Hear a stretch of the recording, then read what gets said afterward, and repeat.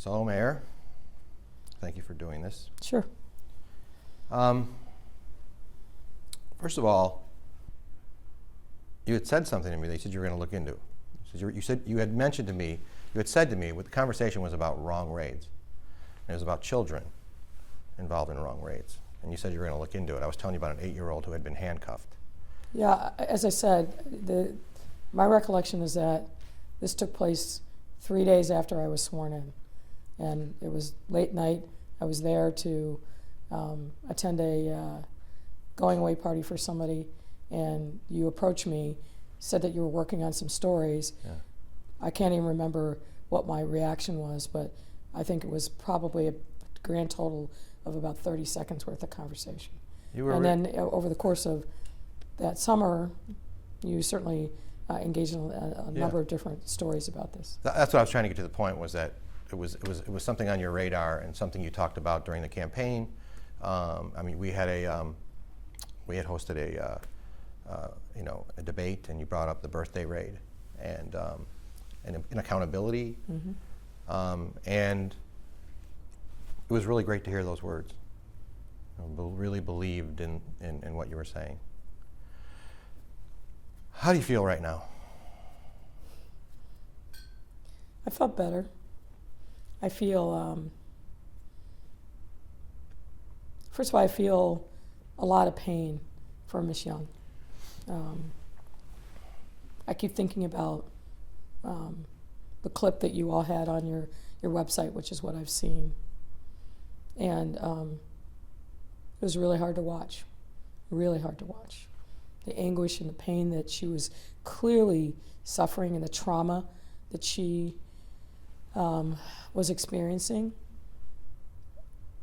It was impossible for me not to put myself in her place. I've had a lot of conversation with my sisters and family members, my black girlfriends, about how that could have been any of us. And I feel angry about what she experienced. I'll just use the word angry. I feel like I have an obligation and an opportunity to make sure that I do everything possible that nothing like that happens to anybody else again. As a result of your reporting over the course of 2019, I put this issue of wrong raids on the radar screen of my chief risk officer and pushed her to dig into the details, figure out what was happening, look at the existing search warrant protocols, and make whatever recommendations she deemed appropriate. And it took longer than I would have liked, but a new protocol went into place in January of this year. When I see something like this, I take action. I don't sit on it. And there's a number of other things, some of which have been reported, some of which haven't, but I see with my own eyes, and I work hard to try to correct this being one of them. And even though this matter happened in February of 19, it's coming to light on my watch. So I own it. And I take that responsibility very, very seriously. Well, since it did occur before your watch, you can't stop that. You can't stop what happened that night. But since the days to follow, I mean, since the March and April, May and June that follow that year, and then the following year.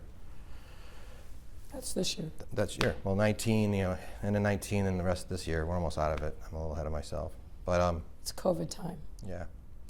The that video has existed. Those videos, those body cameras have existed while you've been mayor, in the hands of your administration, somewhere in the law department, police departments had it.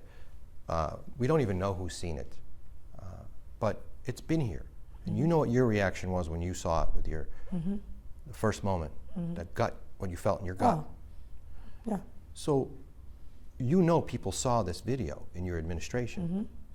Does that make you wonder why you didn't know about it? No, it makes me angry that I didn't know about it. It makes me angry that decisive action wasn't taken the minute that it was seen by other people. That's what it makes me. I I have said to many people over the course of this week, including today, to members of the law department,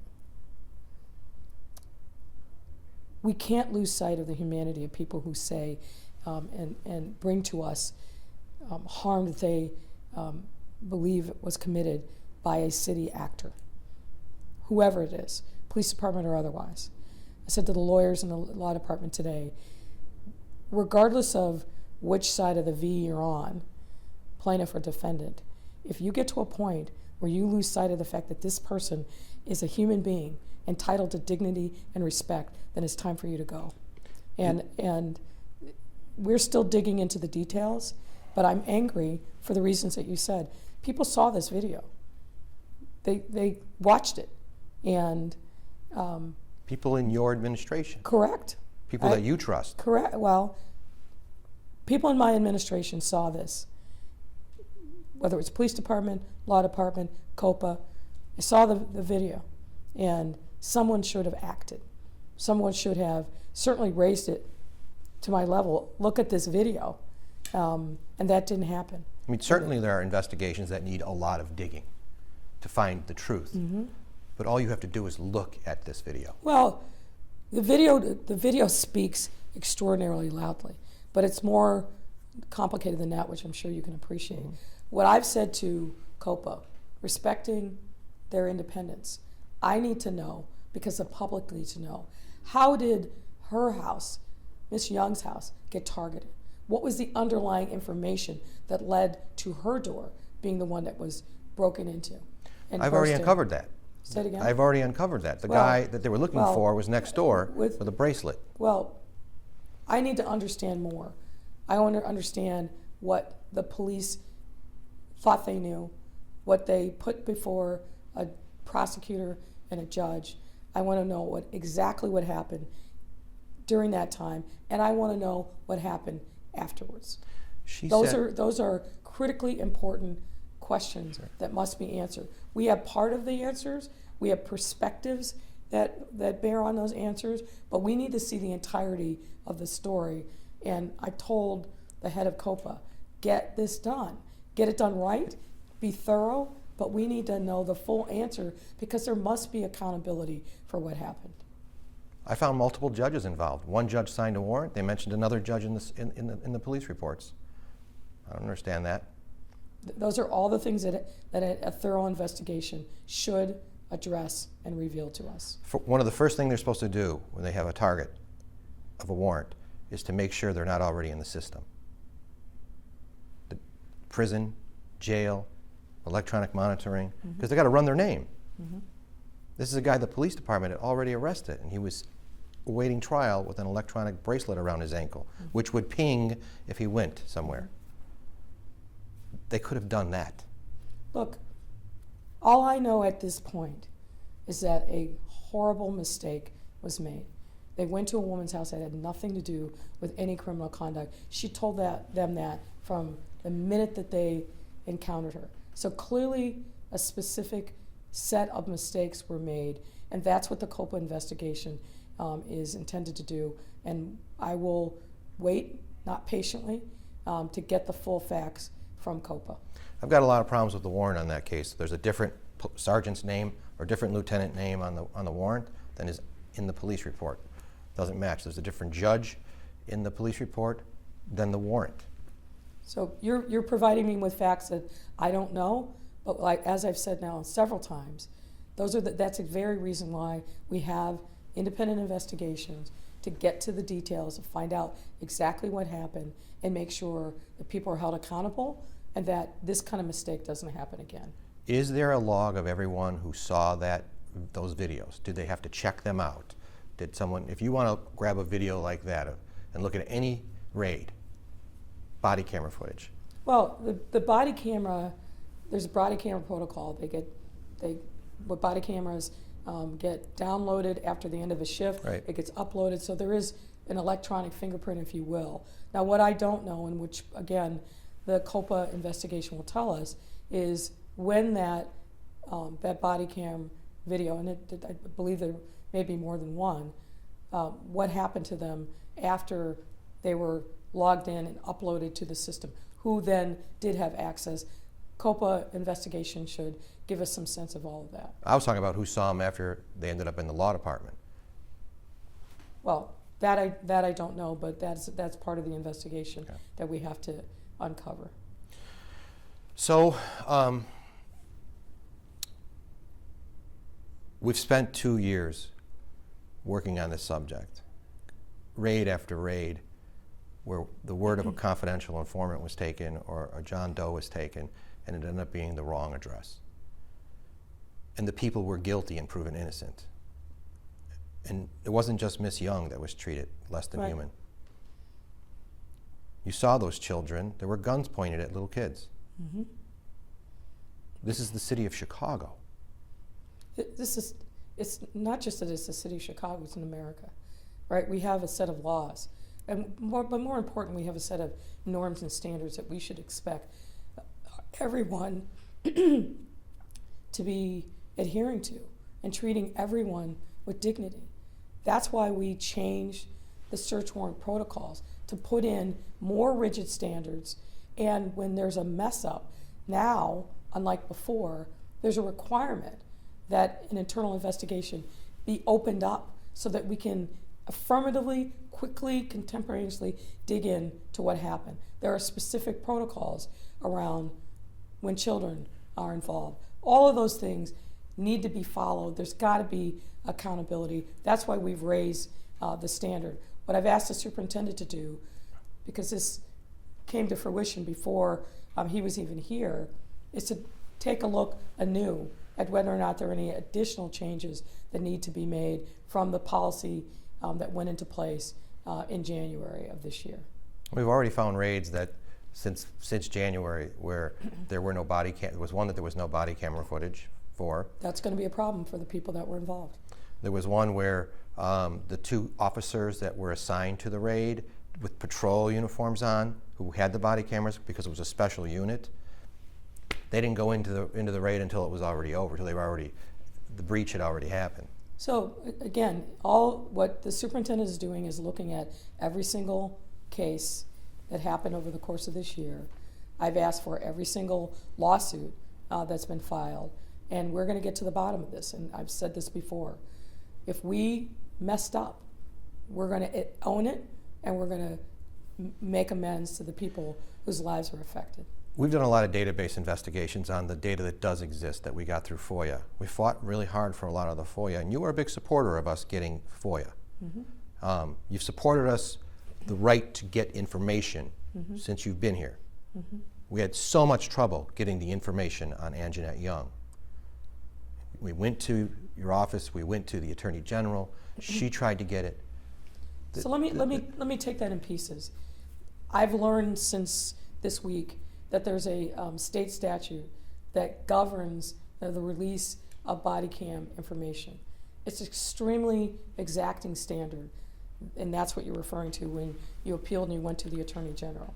I'm more concerned about her think, appeal. But you brought it all up, so let me address all of it. To me, that law has to be changed. It's got to be much more flexible and easier to disclose body cam information. You brought up Ms. Young. My understanding is that she filed a FOIA in November of 2019. I have it. When a victim comes to us and says, I would like the information about what happened to me, that should be turned over, period. It shouldn't have to require a FOIA, a lawyer, anything else.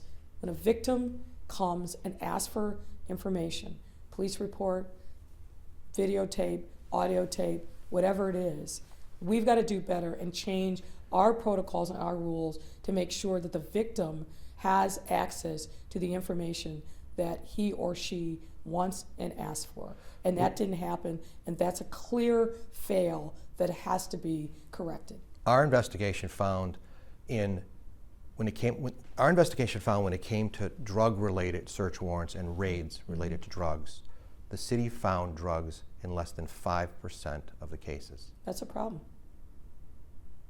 Should we be the ones that have to do that audit? No, of course not. The CBS2 should not be, in effect, the Inspector General, the auditor of the police department.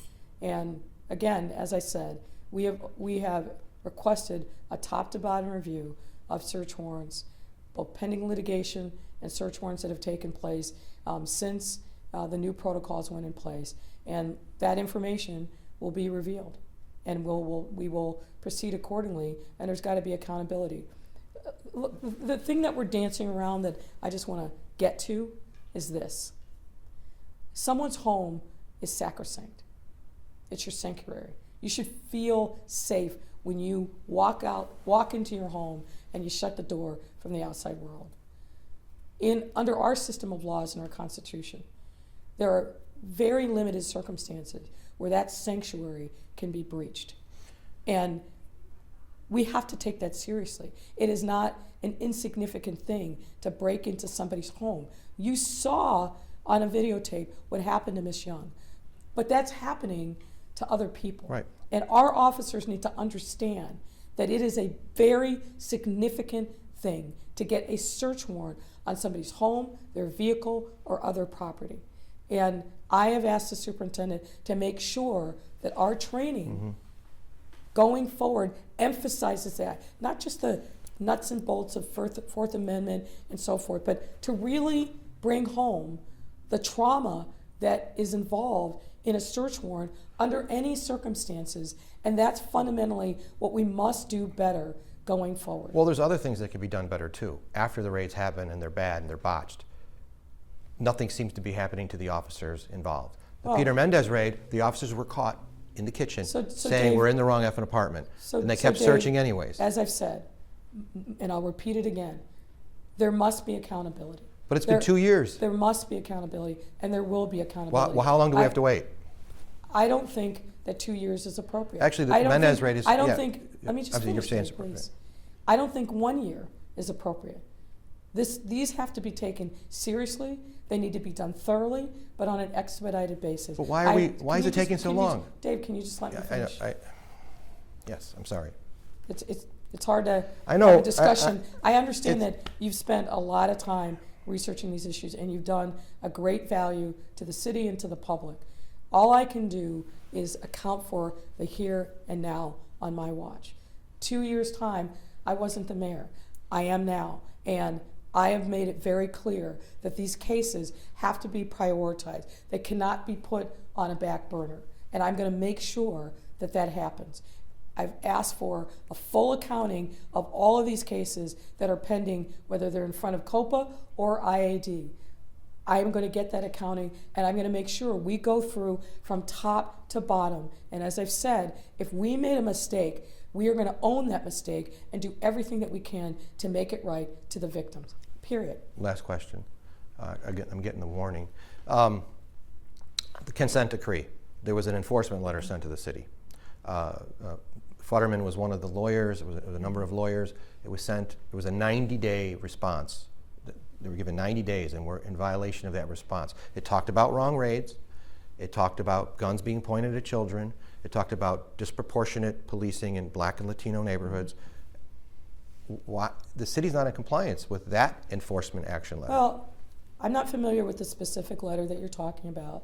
Obviously, the consent decree has been in existence now for some time, again, prior to and during the time that I'm mayor. Happy to look into that letter, but I'm not familiar with it, and I'm not used to shooting from the hip on something that I don't know the specifics about. Anything you want to say? I mean, that I know your emotion. We saw your emotion today. It was genuine, and I believe, we believe that you are a reformer. And it was just so hard to see the city law office threaten CBS with an emergency motion to try to tell us and I've been very clear about that. That should never have happened. You're doing your job. And part of legitimacy of government means transparency.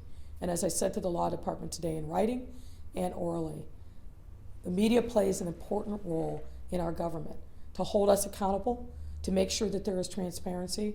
And had I known about it, it never would have happened. I would have stopped it right in its tracks. It was a wrong thing to do. I made that abundantly clear. And I've said, I can't imagine a set of circumstances where I'd ever approve that again, but it can never happen without my prior written consent. If for some reason it ever would, and it better not, I will fire everyone involved. I will not hesitate. Thank you, Mayor. Thank you very much. I